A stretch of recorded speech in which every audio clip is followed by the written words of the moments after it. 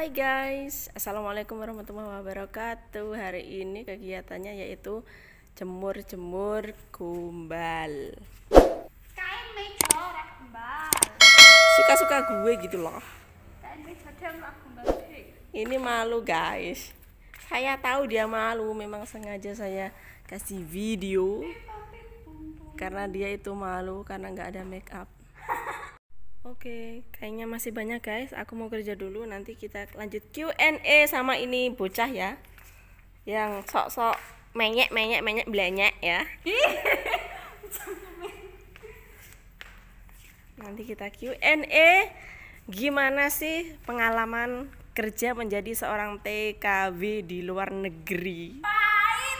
Oke guys, kita nanti lanjut. Kita mau kerja dulu. See you next time. Bye-bye. Hai, Assalamualaikum warahmatullahi wabarakatuh. Balik lagi di channel YouTube aku. Hari ini kita mau Q&A bareng dia sama sambil kerja biasa isa-isa piring. Bukan isa-isa tapi lap-lap piring. Iya. Jangan lupa ikutin terus channel YouTube aku. Oke. Aku mau tanya-tanya dulu sama dia. Gimana perasaannya kerja menjadi TKW di luar negeri? Capcus. Perasaannya ada senang, ada susah, tapi banyak susahnya sih kalau gua. Kenapa? Karena seperti apapun pengalaman kita bekerja di luar negeri itu nggak pernah ada enaknya. Jadi untuk kalian yang ingin coba-coba untuk kerja ke luar negeri, berpikirlah dua kali. Ya karena apa? Mungkin ya benar di sini kita bekerja itu mendapatkan gaji yang lebih tinggi dari kita bekerja di negara kita. Cuma di sini tuh kita benar-benar menjadi kayak robot dan benar-benar yang harus mengeluarkan benar-benar tenaga yang harus ekstra, karena di sini tuh kita mau sakit, kita mau lemas, kita mau apapun itu yang namanya bos dan kita udah terikat dengan pekerjaan itu nggak perlu. Jadi buat kalian yang ingin mencoba dan kalian yang suka ibaratnya di situ gaji kalian berapa dan mengiranya di sini gajinya banyak, itu jangan berpikirlah 2-3 kali. Jangan sampai berpikir untuk kepingin untuk bekerja di luar negeri. Gitu aja sih kalau dari aku. Karena aku sendiri udah muak ya kerja di sini, mau balik pun nggak bisa sekarang. Karena kita ada ini ya, sekarang di sini itu corona itu lagi merebak, soalnya lagi gencar-gencarnya. Terus selama kerja di sini di luar negeri sudah mendapatkan hasil apa, Neng? Kalau aku sih tas branded, sepatu branded. Aku sih untuk hasil apapun itu aku nggak pernah berpikiran untuk apa-apa gitu kan, karena emang di sini aku masih sendiri gitu, jadi aku nggak kepikiran buat rumah atau apa, karena emang tujuan utama aku kesini juga niatnya juga bener-bener lagi down gitu, jadi ya udah buat apa yang kita mau aja gitu. Terus sebetulnya di sini tuh kerja apa sih? Ini pertanyaan yang biasanya orang dalam arti di rumah itu yang nggak suka sama kita kan nggak tahu ya di sini. Kayaknya kok enak banget itu kerjanya, sebetulnya apa sih?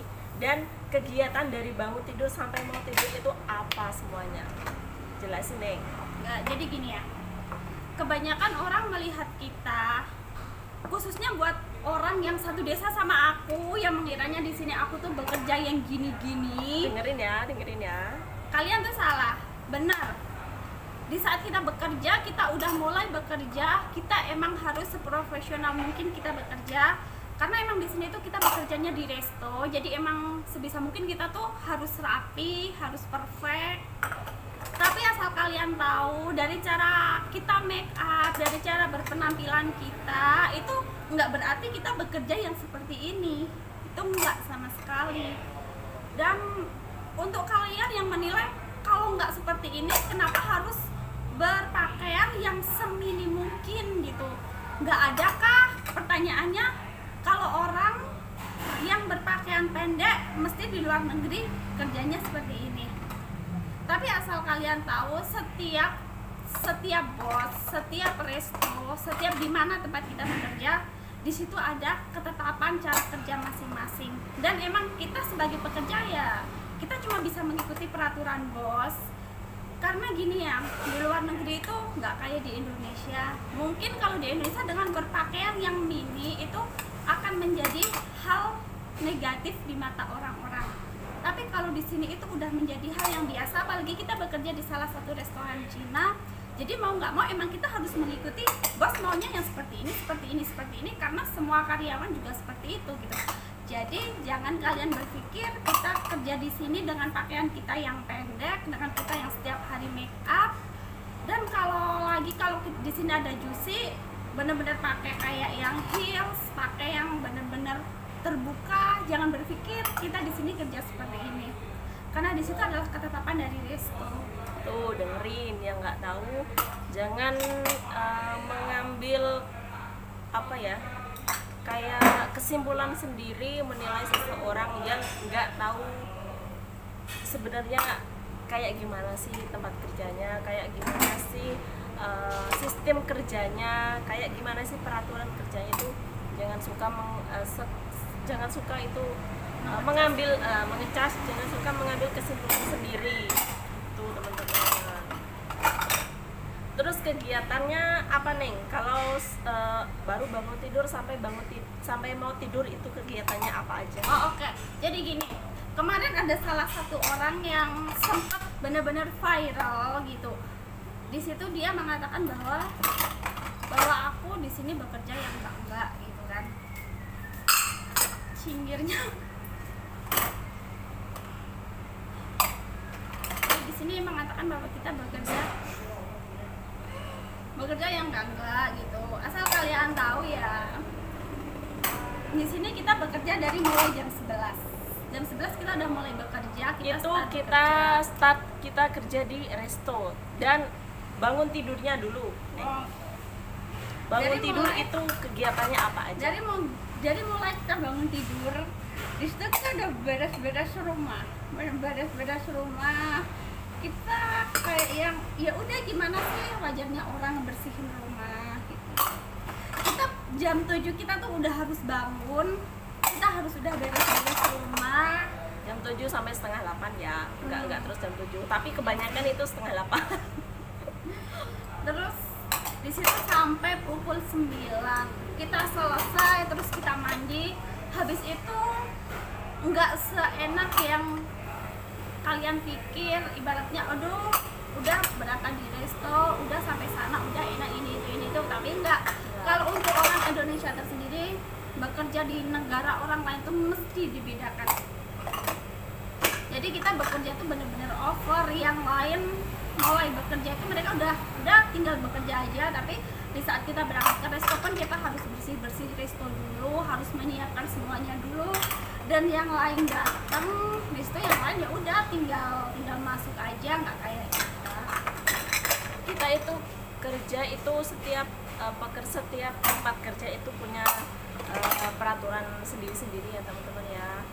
Jadi gini ya, menurut kalian yang mungkin berpengalaman kerja di luar negeri sebagai pembantu rumah tangga atau TKW asisten lah, rumah tangga, TKW mungkin di situ mereka tidak dibolehkan untuk berpakaian yang mini ataupun harus bersolek dan harus diwajibkan make up. Itu nggak mungkin dan nggak akan pernah mungkin.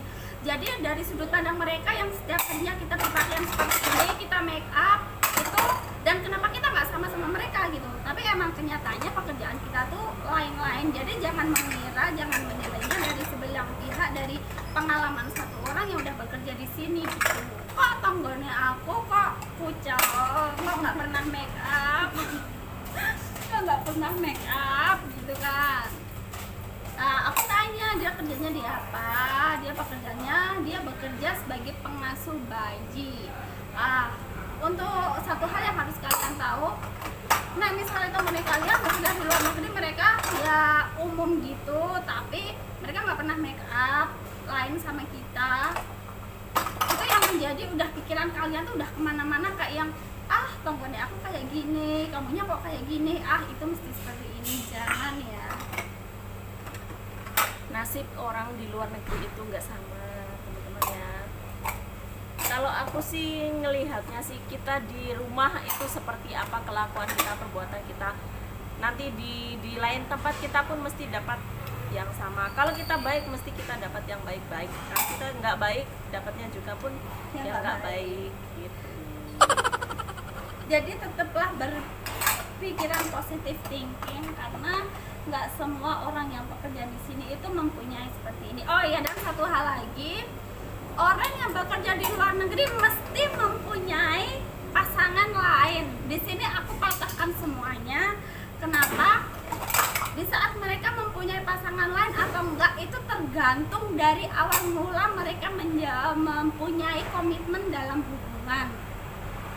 Jadi jangan mengira semua orang yang bekerja di luar negeri ada selingkuhan mesti mau dengan orang yang lain, karena kita berpisah jarak sama pasangan kita, berpisah sama orang yang kita cintai. Tapi di sini aku mengatakan untuk enggak, karena di sini aku selama berapa tahun aku pun nggak pernah yang namanya mengenal ataupun mau gitu.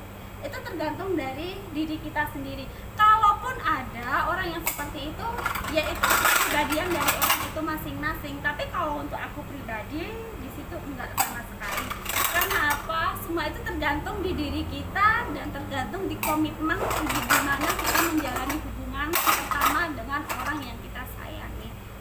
Jadi kebanyakan mereka bertanya, mesti kalau orang Indonesia pergi ke luar negeri pasti dia mempunyai cowok Bangla. Di sini gue ngeliatinnya aja takut, gimana mau sama cowok Bangla. Jangan pernah berpikir kayak gitu ya teman-teman ya. Kita kerja sudah jauh-jauh dari saudara, dari keluarga, dari suami, dari anak. Itu rasanya itu udah berat ya kerja di luar negeri.